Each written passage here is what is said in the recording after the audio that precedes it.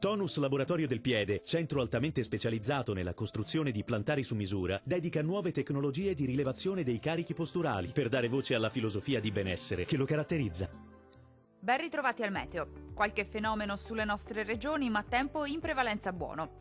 Nel dettaglio, sul Veneto sarà ampiamente soleggiato al mattino con cielo poco o parzialmente nuvoloso, solo con qualche foschia. Dal pomeriggio non si esclude qualche pioggia sui settori occidentali, in estensione entro la nottata anche a tutto il resto della regione. Temperature piuttosto fredde, con minime tra -3 e 0 gradi. Valori massimi compresi invece tra 4 e 7 gradi. Diamo ora uno sguardo al Friuli Venezia Giulia.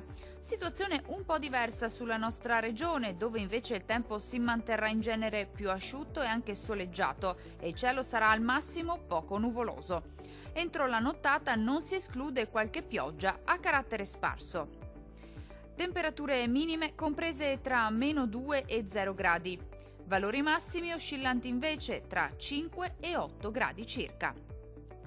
Vediamo infine la situazione del Trentino Alto Adige. Tempo a due facce sulla nostra regione, con qualche precipitazione localmente anche a carattere nevoso a bassa quota sui settori meridionali e con tempo più asciutto e in genere stabile invece sulle aree meridionali, dove sarà anche per lo più soleggiato. Temperature minime intorno a 0 gradi.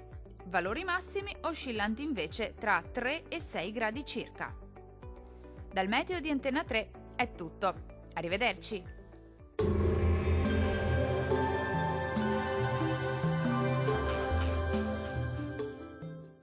Tonus è il miglior negozio di calzature e moda comoda. Qui troverete il più vasto assortimento di calzature Fratelli Tomasi, eleganza e comodità, perché camminare è vivere.